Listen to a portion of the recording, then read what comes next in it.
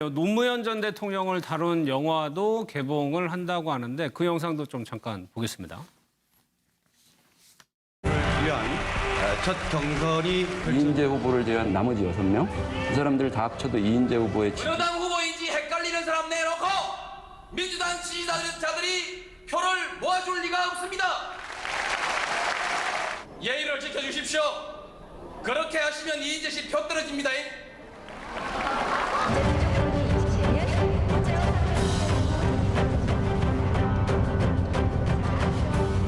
이분을 그 대통령을 만들어야 되겠다고 결심을 했죠. 결심을 했고 제 인생을 걸은 거죠. 저도 후보님보다 어떤 점에서 나은 점이 있어요. 대학도 좋은 데 나오고 후보님이 저한테 없는 거 가지고 계시잖아요.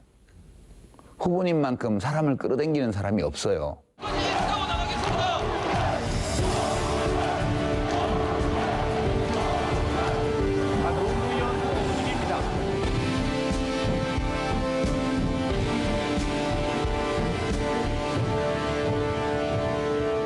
저는 오래전부터 안희정 씨를 이제 동업자라고 얘기해 왔고. 저야 그렇게 영광이긴 한데 뭐 저같이 젊은 사람한테 동업자라고 표현해서 내가 걱정을 했더니 자네 가족들 생각하니까 미안해서 내가 그렇게 더 표현했네 그러더라고. 그렇게 더 일부러 더 그렇게 표현하셨대요. 그래서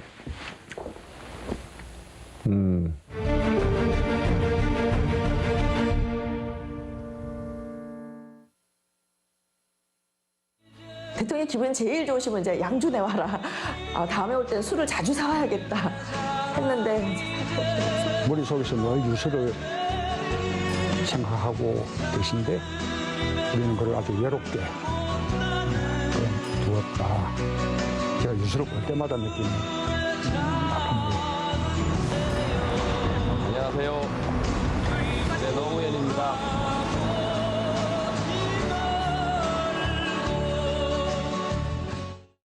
보신 것처럼 지인들의 인터뷰하고 이제 과거의 영상으로 만들어진 영화인 것 같아요. 예, 선 변호사님. 저는 이게 박 대통령이 지금 18가지 혐의로 재판을 받고 있잖아요. 예. 근데 그 중에 법적 형량을 떠나서 저는 이게 재질만 보면 가장 나쁜 게 저는 벌레리스트. 바로 이게 문화농단이다. 이래 보거든요. 예. 항상 이 학문이나 예술의 자유는 최대한 보장돼야 됩니다. 그래서 이게 저는 다양한 영화가 많이 나왔으면 좋겠어요.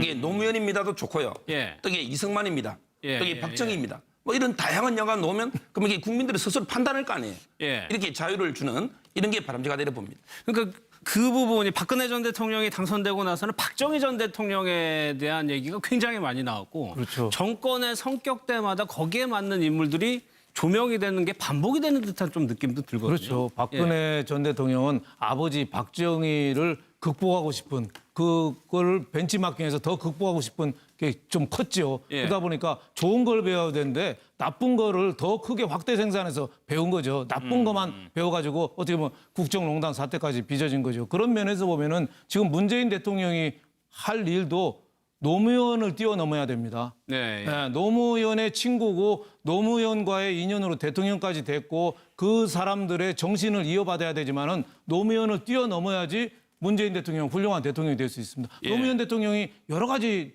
장점도 많지만 명분, 이념 뭐 이런 걸 좀 앞세웠죠. 그러다 보니까 대화하고 타협하는 데는 나중에는 조금 포기하다시피 했어요. 물론 뭐 한미 FTA나 이라크 파병 같은 경우는 자기 지지자들의 반대를 무릅쓰고 한 거죠. 그래서 예. 지금은 평가받는데 문재인 대통령도 노무현을 극복하는데 어떻게 보면 그거는 반대자들은 적폐청산 세력하고도 그들의 더러운 손도 잡아야 되고 예. 자기를 지지했던 대통령을 만들었던 측근들은 어떻게 보면은 그 사람들하고는 등을 돌려야 되는 없는 통합은 의미가 없고 통합 없이는 또 개혁이 안 되잖아요. 그러니까 그거를 어떻게 절묘하게 조화시키느냐. 그게 예. 문재인 대통령의 과제이다 이렇게 생각됩니다. 배 의원께서는 어떤 생각이세요?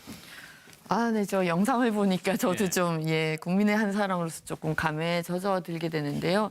지금까지 문 대통령께서 보여주신 행보를 보면 이제 걱정하시는 부분들에 대해서 조금 안심을 하셔도 되지 않을까라는 생각이 듭니다. 예. 인사에서부터 통합의 인사를 실천하고 계시고 뿐만 아니라 핵심 측근이라는 분들이 자발적으로 또 이 선으로 물러나는 모습을 그랬죠. 보이면서 국민들께 또 감동을 좀 주고 있는 건데요.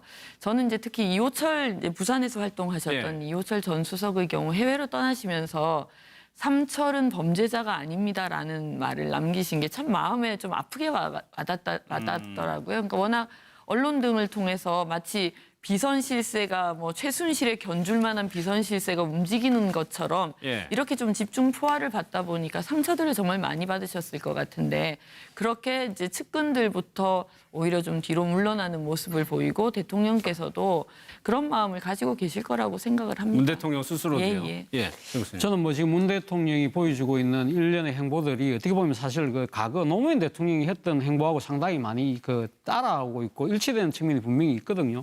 그럼에도 불구하고 또 저는 문 대통령이 그래도 또 차별화도 나름대로 보여주고 있다고 생각합니다. 그 차별화 보여준 것 중에 대표적인 것이 이번에 정무수석을 임명을 하는 데 있어서 이 그 직전 당의 그 원내대표를 했던 삼선 의원을 상당히 비중 있는 인사를 이 비중 있는 정치인을 그렇게 보임하는 걸 보고 저는 노무현 대통령하고 약간 조금 차이가 나는 지점이 바로 여기구나 생각을 했었거든요. 기억하시겠지만 노무현 그 정부 때 사실 한 1년 정도 그 정무수석을 뒀다가 폐지를 합니다. 폐지를 할 때 그때 당시 노무현 대통령이 무슨 이야기를 했냐고 한다면 책임 장관제를 하고 있기 때문에 그러니까 지금 청와대의 참모가 중간에 나서면 그게 상당히 문제가 생긴다. 그러면서 직접 장관이 나서라고 이야기를 했던 부분 아니겠습니까? 그런데 그때 사실 그 청와대 정무수석이 없는 바람에 오히려 그 노무현 대통령이 그 자신이 직접 제안했던 한나라당에 있는 대의연정 자체가 실패하면서 결국 정권이 상당히 마지막에는 국정장악력이 떨어지면서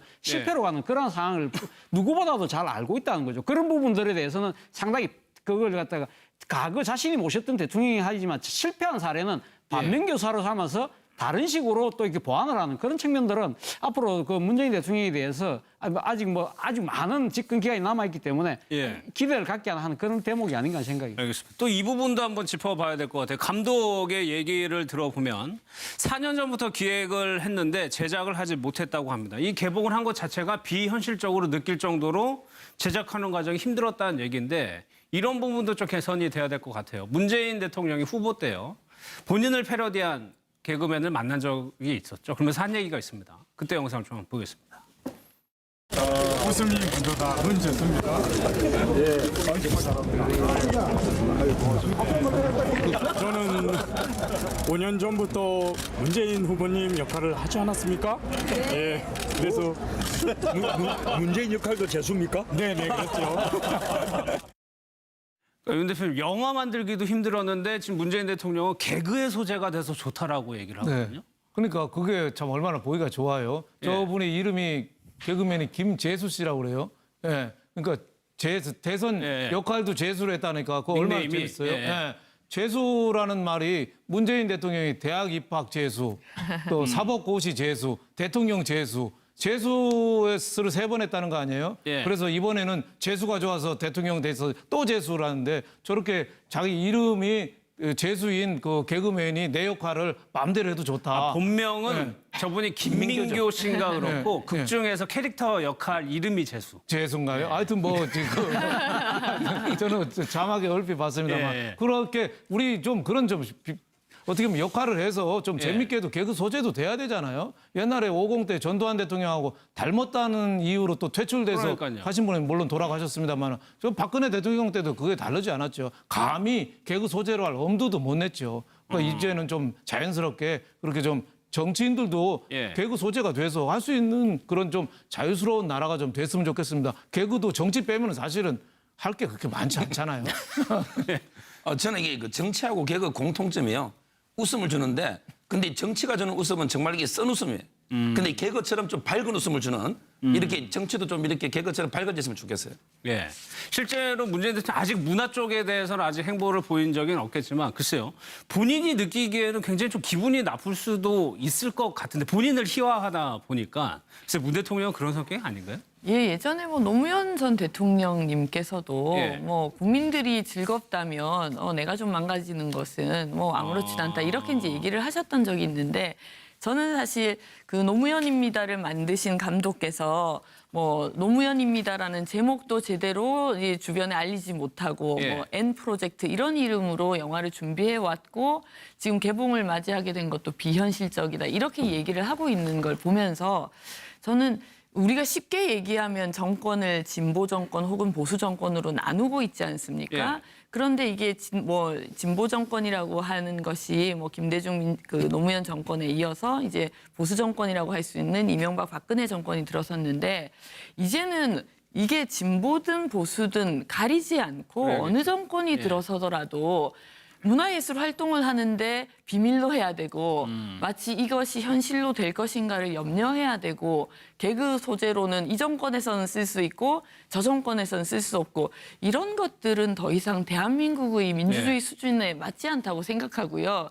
정말 그 과거 정권을 운영하셨던 분들께서도 이런 국민적인 기대와 변화에 대한 어떤 기쁨을 좀 심사숙고하셨으면 좋겠어요. 그래서 예. 앞으로는 이런 일들이 어느 정권이 들어서든 국민들의 표현의 자유에 대해서 감히 손대려고 하는 일은 없어야 그래야겠죠. 됩니다. 예. 예.